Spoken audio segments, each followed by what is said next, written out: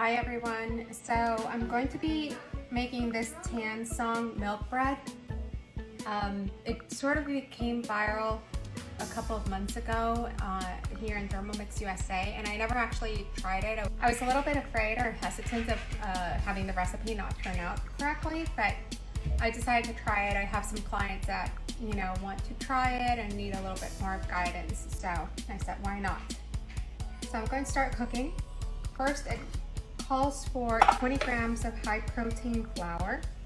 So that's basically bread flour. And remember to always check that your scale is set to 0. If it's not, then just hit the tar button.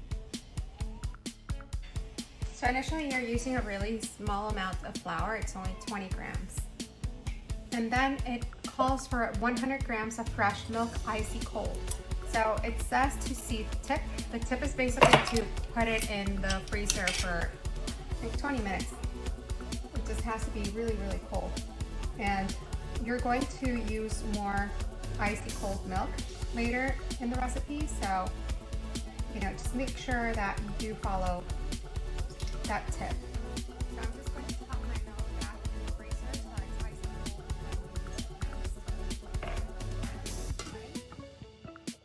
I'm going to cover this, and it's going to mix it for 3 minutes, speed 3, and it's actually going to heat it up to 80 degrees Celsius. So what we're doing here is making a roux. So we will add this to the rest of our ingredients, and that will allow the bread to be really soft. Okay, so it's done heating the milk and mixing it with the bread flour. And now it's just telling us to let it stand like that for 10 to 15 minutes. And basically this is what it did. It made like a paste. So I'm going to set my timer, and I'm going to let it stand there for about 12 minutes. So it's been resting for about 12 to 13 minutes. And now it's asking us to add 130 grams of fresh milk, icy cold. So I just pulled it out from the freezer again, and I'm going to add the 130 grams. Just keep an eye on the scale. And now we're going to add 1 egg yolk. Okay, so here's 1 egg yolk. And now we're going to add 30 grams of sugar. And now half a teaspoon of salt. 10 grams of milk powder. So it's about a tablespoon. And now we're going to add 290 grams of high protein flour again. And 1 teaspoon of dried yeast powder. And now we're going to cover this again. And it's going to knead it for 4 minutes. Okay, so it's done. It's a pretty sticky dough. So look at that. Okay, I'm going to click next. And now it's asking for 25 grams of butter softened. So I left it outside for a while. Now it's asking us to cover it again. And it's going to knead it for another minute. So it's finished kneading. That's how it looks so far. Now I'm going to move my Thermomix. So I'm going to move it to the side because we're going to work now on our dough mat. So I'm going to turn this over, and I'm going to turn on the bottom where the blades go to help drop the dough to my mat. I still have quite a bit, so I'm going to put it back on and cover it, and I'm going to use turbo to try to separate all that dough that's left. That's how it looks. So I'm just going to use a spatula and try to remove as much of the dough that I can. So now it says that we need to roll it into a ball and then use a rolling pin to flatten it. It's pretty sticky. I'm going to add a little rolling pin and try to flatten this. And I'm just going to fold it like this into an envelope. I'm going to try to just lift it and switch it sides. So now I'm going to just use the same dough mat to let it proof. So actually, you know, it doesn't call for this, but since my dough is really, really sticky, I'm just going to use a little bit of oil and set it on the mat just to avoid, you know, losing the shape once we pull it out. So I'm just going to wrap it loosely and set it into my oven with the light on. Okay, so I've let my dough rest for about 45 minutes and now it just tells us to punch down the dough to deflate. Mine did not inflate that much, but anyway, I'm going to continue. And I'm going to divide this into 3 equal portions, as equal as we can. And now we're going to roll these into a ball. Okay. So what I'm going to do is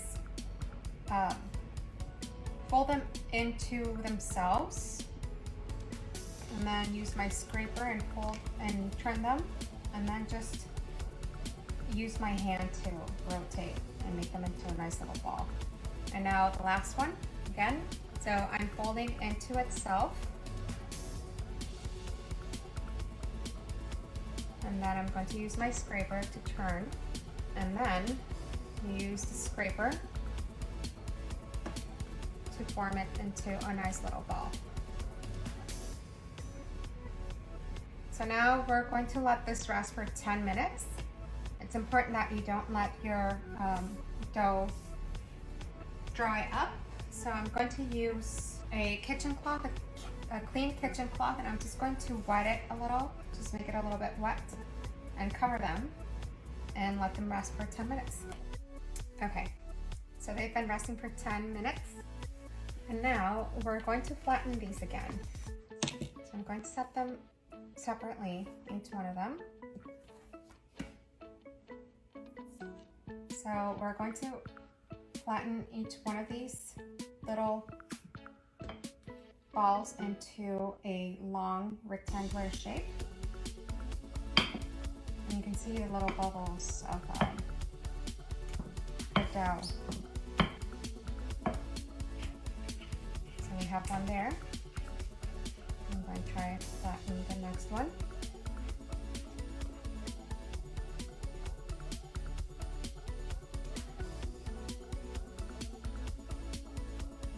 So they're about 20 inches long, I would say. That's the length of the mat. So now that we have this, we're going to roll these up into a log, starting from the short side of your dough. So just like this. There's one.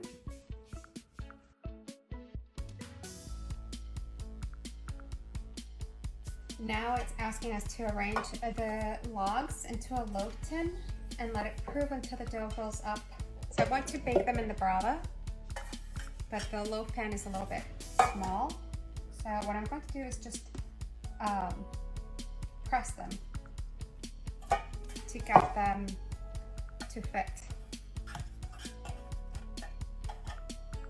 And the brava doesn't need to be oiled or prepared.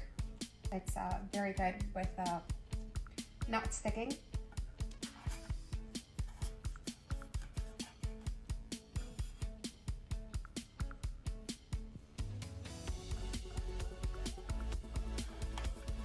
So again, this is what I did. I'm putting the seam of the little log in the bottom and then setting them like this. They will grow again. We're going to just let them fill up about 80% of the loaf tin, so it's about another 40 minutes. So now I'm going to cover them again with my clean kitchen towel, and I'm going to put them into the oven with the light on, just oven off, light on, and I'm going to give them about 40 minutes to get them to proof again and get about 80% of the pan covered. Okay, so here's my dough.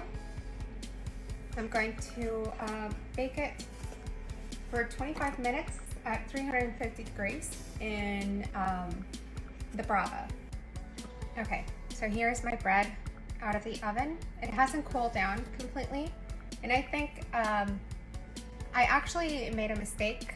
I had my ice cold water ready in my little spray bottle, and I completely forgot to spray it before putting it in the oven to bake. So it still looks like it turned out pretty well. The Brava, that's one of the nice things about the Brava, you don't need to do like a water bath for baking. I think in order to get it to be as shiny as it shows on the photo and the recipe, you would probably need to do like an egg wash on top, or maybe a milk wash. But even though it's still pretty hot, you can see how soft it is. You can actually, like, you know, lift the little pieces of bread. Like, you know, it looks like little, don't know, in Spanish we would call these like hebras. So, but look at that. It's just super soft. I'm going to wait for it to cool down, and then I'm going to slice it.